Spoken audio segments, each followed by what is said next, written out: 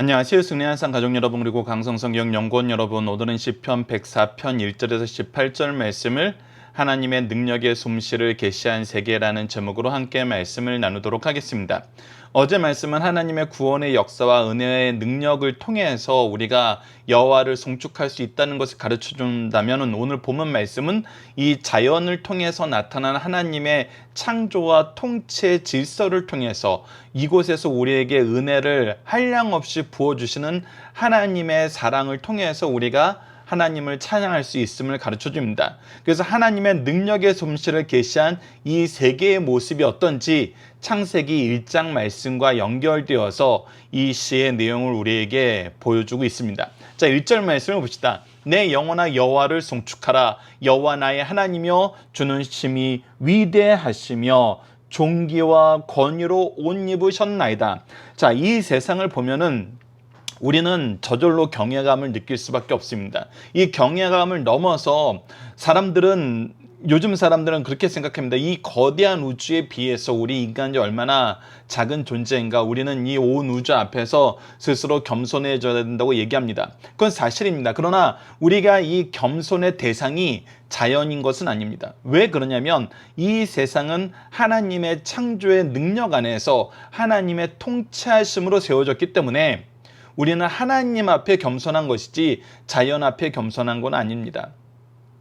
그래서 오늘 시는 이 모든 것을 창조하시고 조율하고 계시고 먹이시고 생명을 유지시키시는 하나님을 바라보는 찬양으로 기록되어 있습니다. 2절 말씀을 봅시다. 주께서 옷을 입은같이 빛을 입으시며 하늘을 휘장같이 치시며, 즉 빛이 있으라 말씀하신 그 하나님의 빛의 역사가, 이 세상을 밝히시는 역사가 온 우주에 가득함을, 궁창에 가득함을 우리에게 가르쳐줍니다. 그러면서 어떤 일이 있냐면, 물에 자기 누각을 들어 들보를 얹으시며 구름으로 자기 수레를 삼으시고 바람 날개로 다니시며 라고 얘기합니다. 즉 지금 계속해서 하나님께서 창조하신 것이 보입니다. 2절에서부터 빛과 하늘과 물과 구름과 바람들, 즉 이 공간을 채우는 것들로 하나님께서 이것들을 구성하여 놓으셨다는 것입니다. 특히 표현이 한 가지도 겹치지 않고 다양하게 나타납니다. 빛을 입으시고 하늘을 휘장같이 치시며 물에 자기 누각을 들보에 얹으시며 구름으로 자기 수레를 삼으시고 바람 날개로 다니시며 라고 하면서 이 공간 안에 채워져 있는 것들이 각각이 자기 역할과 자기 영역 안에서 서로 균형과 조화를 이루고 있음을 보여줍니다. 4절 봅시다. 바람을 자기 사신으로 삼으시며 불꽃으로 자기 사역을 삼으시며, 그래서 하나님께서 하시는 일이 이 땅에 드러나도록 하나님께서 때에 따라서 필요한 것을 공급해 놓으신다는 겁니다. 바람이 필요한 것을 바람을 주시고, 따뜻함이 에너지가 필요한 것을 에너지를 주신다는 것입니다. 그래서 우리가 무엇을 볼 수 있냐면 5절입니다. 땅의 기초를 놓으사 영원히 흔들리지 아니하게 하셨나이다. 그러면서 이 굳건한 대지 위에서 하나님이 기초를 놓아서 모든 것이 이 대지 위에서 살아갈 수 있도록 하나님께서 만들어 놓으셨다는 것입니다. 뿐만 아니라 무엇도 정하셨어요? 바다와 물의 경계도 정하셨습니다. 특히 6절부터는 이 정하신 곳, 경계를 만드신 곳에서 벗어나지 않고 이 자연이 움직임을 보여줍니다. 6절을 보시다. 옷으로 덮은같이 주께서 땅을 깊은 바다로 덮으심에 물이 산들 위에 솟아올랐으나 주께서 꾸짖으시니 물이 도망하여 주의 우레소리로 말미암아 빨리 가며, 즉 모든 것이 뛰어넘고 넘치고 혼란한 가운데 있었을 때 주께서 꾸짖으셨다는 표현을 씁니다. 즉 주께서 정해놓으신 경계가 있고 그 경계를 넘지 못하도록 꾸짖으셨다는 것입니다. 그래서 그 경계에 대한 말씀이 8절과 9절에 나타납니다. 주께서 그들을 위하여 정하신 곳으로 올라갔고 산은 오르고 골짜기는 내려갔느니라. 즉 하나님께서 꾸짖으시니 하나님이 정해놓은 이 범위 안에서 이들이 운영하게 됐다는 것입니다. 9절 보시다. 주께서 물의 경계를 정하여 넘치지 못하게 하심에 다시 돌아와 땅을 덮지 못하게 하셨나이다.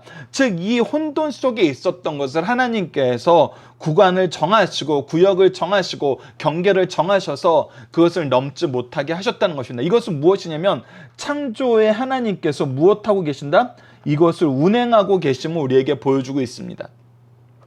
이 모든 것이 하나님의 운행 안에서 하나님의 정하신 경계 안에서 이루어진다는 것입니다. 우리 창조의 하나님은 창조만 해놓고 놔두시는 것이 아니라 이 삶의 모든 영역 가운데, 자연 영역 가운데 하나님의 통치의 능력을, 하나님의 통치의 역사를 분명히 보여주고 있다는 것입니다.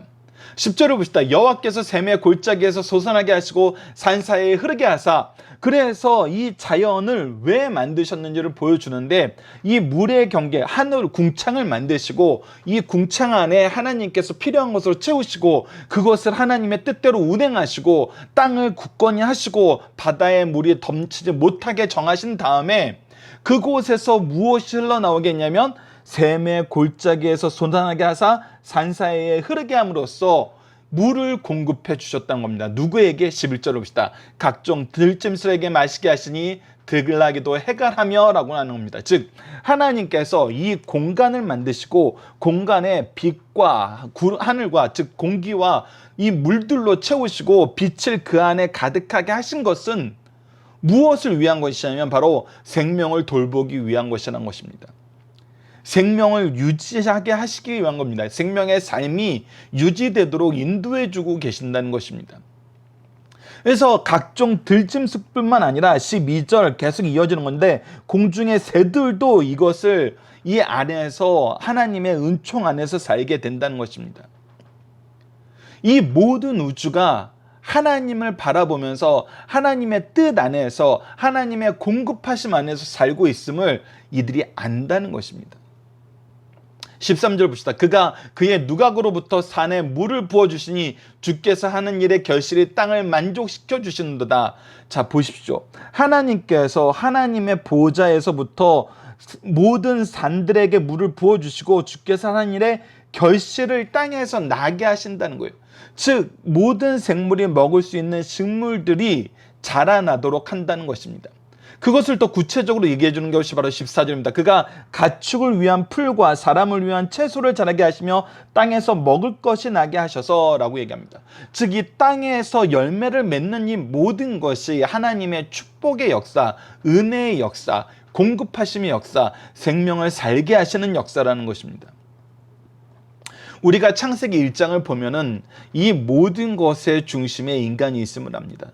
인간을 하나님께서 창조하시기로 작정하시고 그 창조의 위치가 하나님의 자녀로서, 하나님이 세우신 왕으로서, 선지자로서, 대상으로서 삶을 살게 하면서 온 우주를 축복하는 축복의 통로로 세우기 위해서 이미 계획하신 대로 이 세상을 창조하시면서 이 인간들이 살 수 있는 공간, 인간들에게 맡겨진 사명을 감당할 수 있는 공간으로서 조성하시면서 그 모든 것의 공급함이 여호와께 있음을, 하나님께 있음을 온 우주가 알게 한다는 것입니다. 온 우주가 그의 주권 안에 순종하게 만드신다는 것입니다. 그래서 그의 공급하심 속에 살고 있다는 것입니다. 그리고 그의 공급함의 중심에는 하나님의 형상으로 창조받은 사람이 있습니다. 15절입니다. 사람의 마음을 기쁘게 하는 포도주와 사람의 얼굴을 윤택하게 하는 기름과 사람의 마음을 힘있게 하는 양식을 주셨도다. 우리의 마음이, 우리의 얼굴이 항상 기쁘고 윤택하며 힘있게 되는 것은 여호와의 공급하심 안에 있다는 것입니다. 우리의 기쁨의 근원도 하나님이고 윤택하겠다는 건 건강을 뜻합니다. 건강의 근원도 하나님이고 우리가 무엇인가 일을 할 수 있는 사명을 감당할 능력을 얻는 힘의 근원도 하나님이시라는 것입니다. 우리는 하나님으로 말미암아 생명을 시작하였고 생명을 유지하고 하나님으로에게 돌아가는 그런 존재라는 것입니다.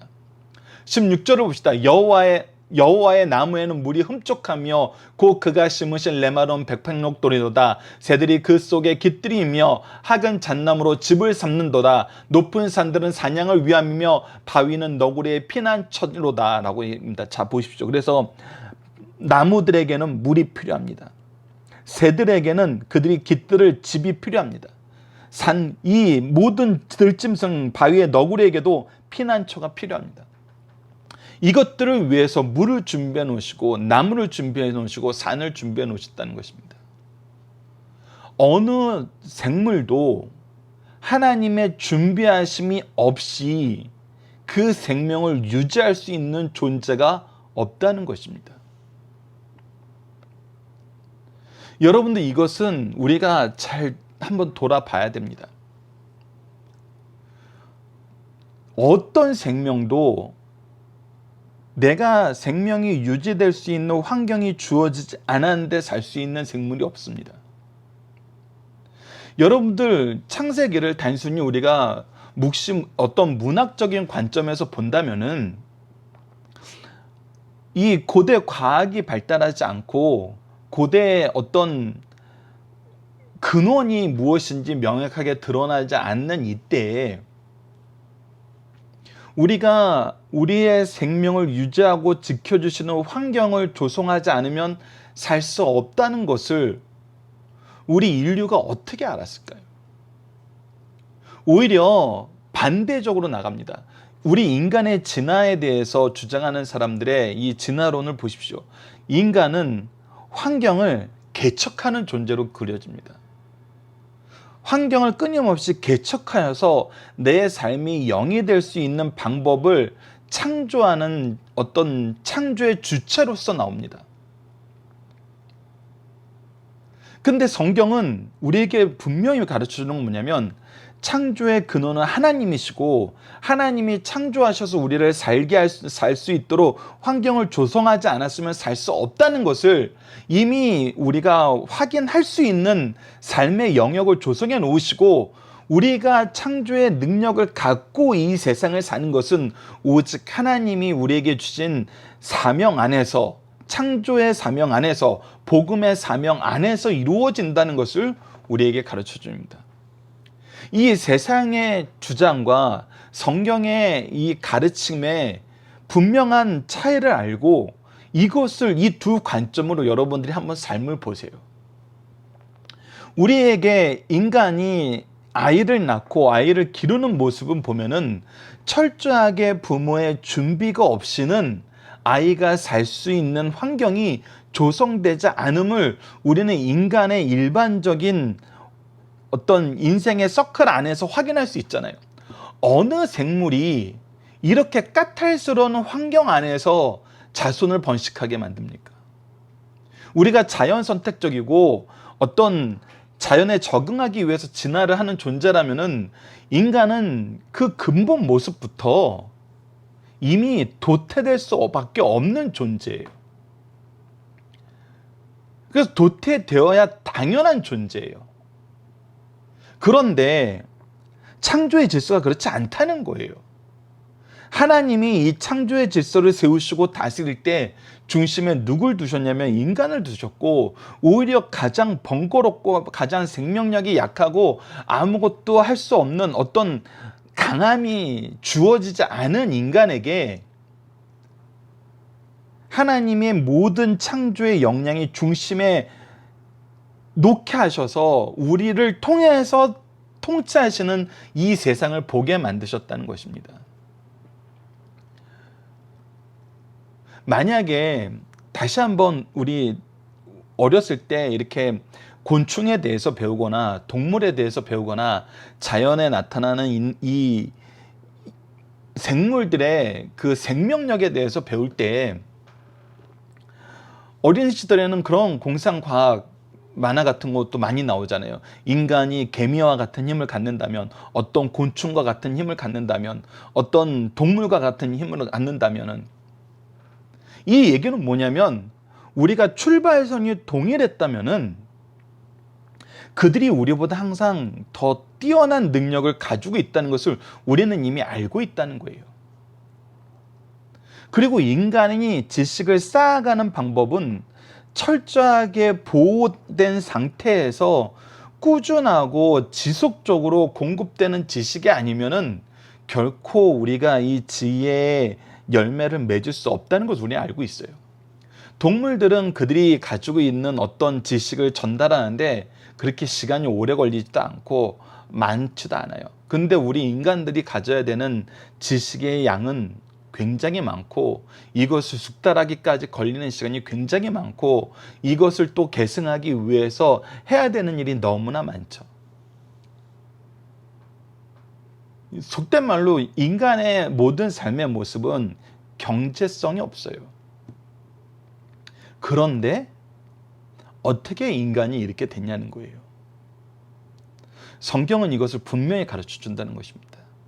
이 모든 것이 이루어지는 질서는 하나님이 세우셨고 하나님의 질서의 중심에 하나님은 인간을 두셨고 인간을 하나님의 형상으로 창조하셔서 하나님의 지혜와 거룩과 의로 살게 하시고 통치하게 하셨다는 것입니다. 그래서 인간이 중심이 되어서 이 모든 것이 이루어지는 것이 자연에서 너무나 쉽게 확인이 되잖아요.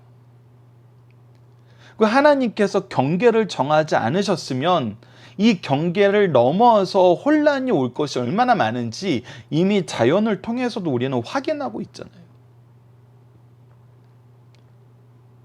그리고 이 모든 생물에 은혜를 베푸시는 분이 있다는 것을 우리가 부정할 수 없잖아요. 우리가 지구를 볼 때에도 이 지구를 운행하시는 분이 없이는 정말 아주 세밀한 컨트롤 하시는 분이 없이는 이것이 이렇게 정확하게 유지될 수 없다는 것을 우리는 알아요. 미래 과학자들이 지구의 어떤 위기에 대해서 얘기할 때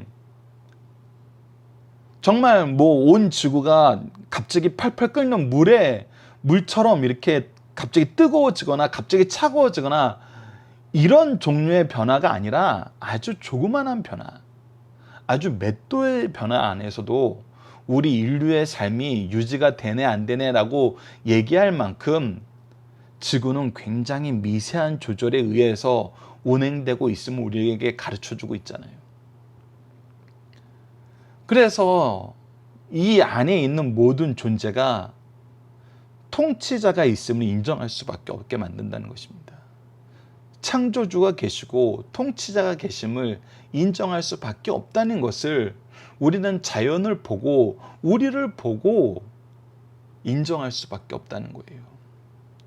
그래서 이 세계는 하나님의 능력의 솜씨로 가득 차 있다는 것입니다. 각자의 생물이 각자가 보호받을 수 있는 영역을 가지고 있게 하셨다는 거예요. 어찌 이것이 되냐는 거예요. 주권자가 없을 때. 자, 본문 묵상입니다. 하나님의 위대하심과 존귀와 권위로 옷 입으심을 우리는 어떻게 확인할 수 있나요? 이것은 우리가 시편 4편 전체를 통해서 확인할 수 있는 건데 우선 창세기 1장 말씀과 연결됩니다. 하나님께서 창세기 1장을 통해서 이 온 우주를 창조하시고 이 안에서 특히 지구를 중심으로 이 창조의 역사를 보이시면서 하나님이 이 세상을 사랑하고 계심을 이 세상의 인간을 통해서 하나님의 역사를 이루실 것을 선언하는 이 내용을 보면 하나님의 위대하심과 하나님의 준비하심과 하나님의 역사하심과 그 능력의 한이 없으심과 이 안에 세우신 질서가 변하지 않음을 우리는 확인하는 삶을 살고 있다고요. 그래서 모든 영역에 하나님의 솜씨가 나타난다고요. 하나님의 솜씨가 나타나지 않는 영역이 없다는 것을 우리가 보게 되잖아요. 그리고 우리가 더 확인하게 되는 건 오늘 본문 말씀을 통해서 세상은 무엇에 의해 움직이냐는 것입니다. 주님께서 정하신 질서에 의해서 움직인다는 것을 우리가 7절로 9절 말씀을 통해서 확인할 수 있습니다. 주께서 꾸짖으셨다는 거예요. 꾸짖으셨다는 것은 그 안에 세워진 질서가 있다는 거예요. 그래서 그들을 위하여 정해주신 거, 그들이 경계를 넘지 못하게 하신다는 것입니다. 하나님께서 그것을 이렇게 다스리고 계신다는 거예요. 그래서 하나님이 다스리시는 대로 이 세상은 운행되고 있다는 것입니다. 하나님이 세우신 질서에 의해서 움직이고 있다는 거예요. 생물은 어떻게 삶을 이어나가나요? 바로 하나님의 공급하심 속에서 하나님의 준비하심 속에서 삶을 이어나가요. 창조의 순서를 보면 이것이 너무나 잘 드러나요. 하나님이 준비하시고 준비하신 공간 안에서 우리가 살게 돼요. 그리고 준비하신 공간 안에 있는 모든 생물에 대한 우리를 통한 하나님의 축복의 역사가 있어요. 즉 우리가 그곳을 다스리고 관리하게 하시는, 정복하게 하시는 하나님의 사명의 역사가 있다는 것입니다. 그래서 우리의 수고가 빠지는 곳이 없게 돼 있어요. 여러분들, 이게 또 우리가 이 창세기를 통해서 확인하고 이 세상을 살면서 확인하게 되는 놀라움 아닙니까? 유독 인간만은 모든 영역을 넘어서는 그런 삶을 살아요. 여러분, 이거 우리가 정말 다시 한번 생각해 보면 희한한 거예요. 우리가 집이 생기면은, 안전한 곳이 생기면은 그 안전한 곳을 벗어나려 하지 않는 것이 일반적인 삶의 본성이잖아요. 근데 이상하게 사람들은 그 영역을 항상 넘는 일을 해요. 혹자는 이것을 개척정신이라고도 얘기하죠. 그래서 이 개척정신이 있어야지 뭐 새로운 것을 창조할 수 있다라고 얘기하는데, 사실 이것이 창조의 역사 안에서 보면 무엇이냐면, 오직 인간만이 다스리고 정복하고 관리하면서 하나님의 축복의 통로가 되게 하신 하나님의 우리의 창조의 존재의 의미가 이미 있다는 것입니다. 그래서 사실 개척정신은 우리가 어떤 영역을 개척하는 것이 아니라 하나님께서 우리에게 허락하신 그 일을 우리가 힘써 수고하는 것이죠. 그래서 하나님의 일꾼들이 영역을 잘 넘는 것입니다. 청교도들이 영역을 잘 넘었던 것처럼 우리에게 주어진 사명이라고 우리는 하나님의 부르심을 받았을 때 우리는 얼마나 능력 있게 그 경계를 넘었는지 보여주잖아요. 이것이 인간만이 가진 특징이란 것입니다. 하나님이 처음 창조하셨을 때부터 주셨던 우리의 삶의 본질적인 모습이란 것입니다. 자, 세 번째, 생물들은 어떻게 삶을 이어나가나요? 바로 하나님이 준비하신 그 영역에서 삶을 유지해 나감을 우리는 볼 수 있었습니다. 나무를 위해서 물을 준비하시고, 이 풀과 채소 안에서 하나님이 주시는 공급하심 안에서 살게 되는 것을 우리가 볼 수 있었습니다. 특히 사람에게 기쁨의 근원이 되고 건강의 근원이 되고 힘의 근원이 되는 모든 것은 하나님이 주신 것으로 이어짐을 우리가 15절 말씀을 통해서 확인했던 거 여러분들이 꼭 기억해 주시길 부탁드립니다.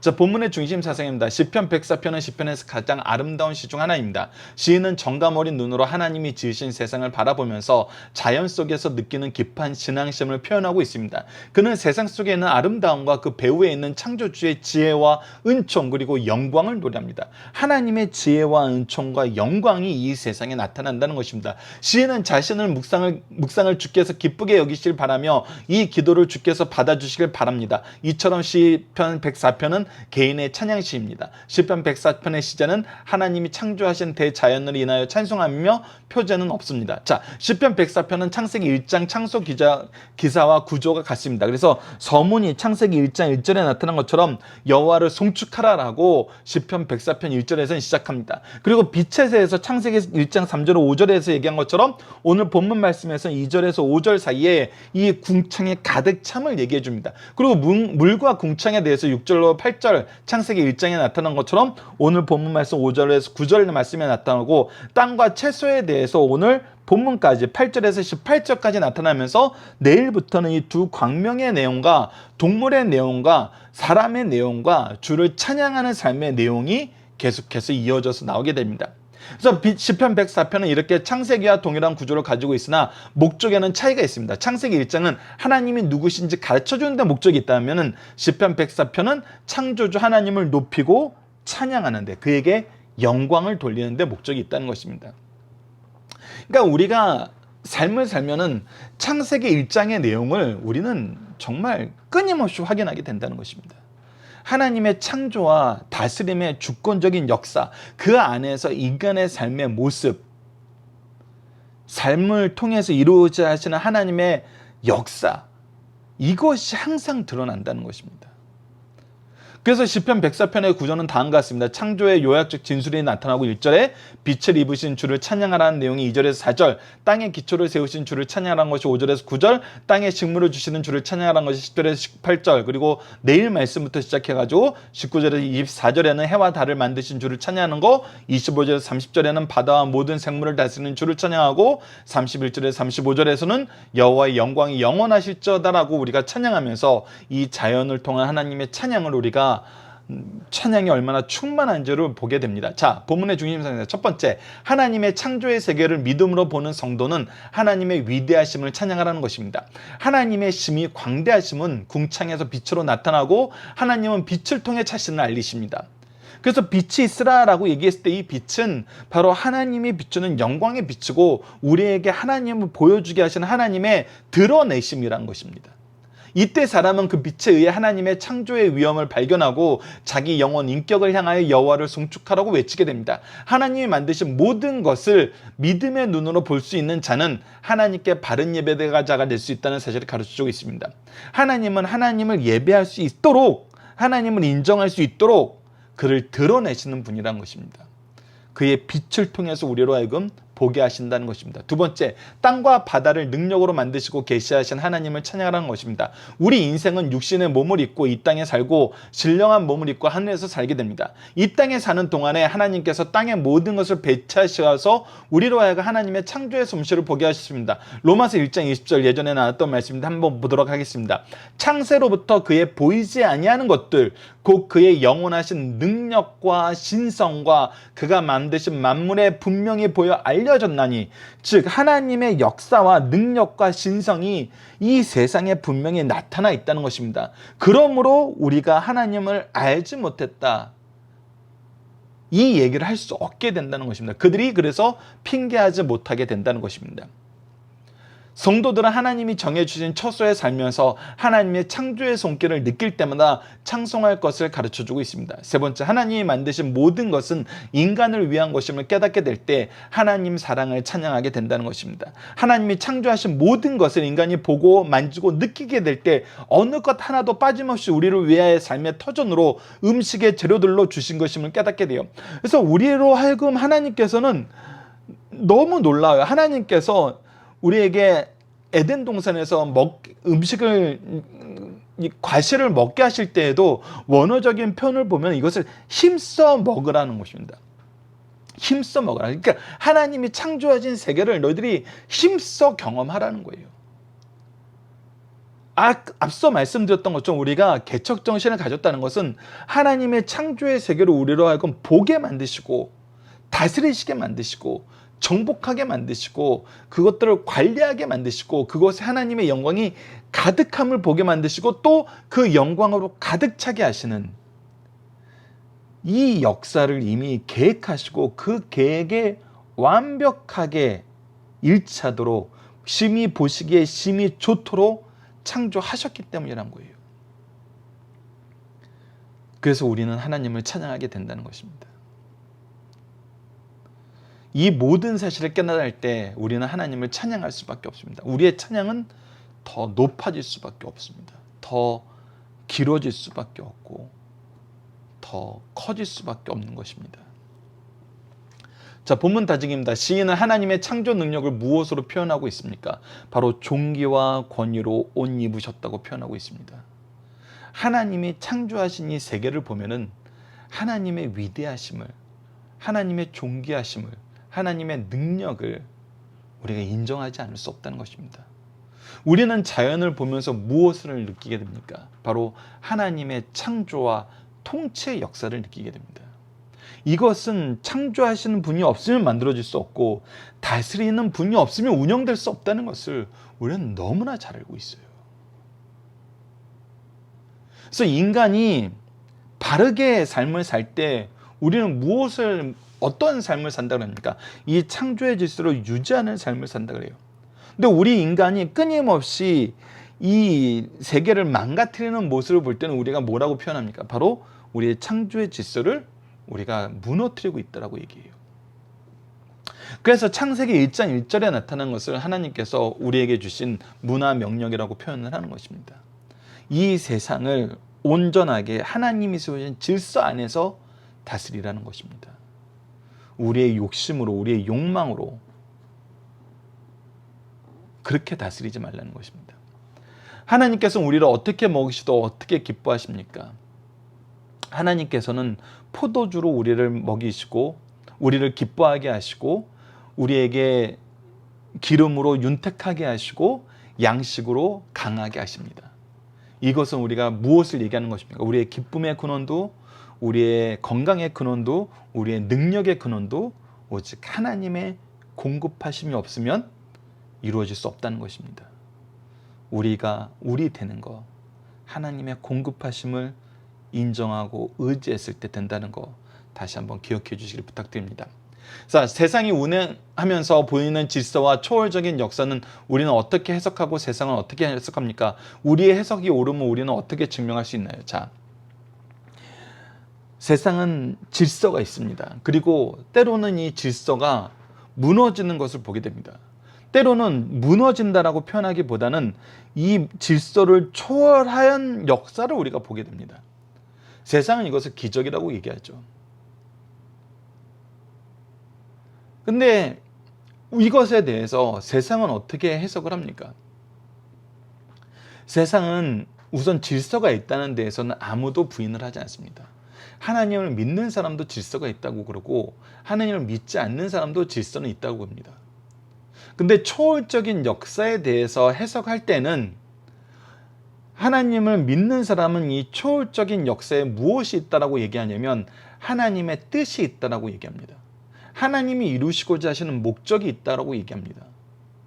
그러나 세상은 이 초월적인 역사를 부인하든지 초월적인 역사는 시스템에 대한 어떤 파괴로 여기게 됩니다. 그럼 이 두 해석이 맞음을 우리는 어느 쪽이 옳다는 것을 어떻게 보여줄 수 있을까요? 거기에는 목적이 있습니다. 목적이.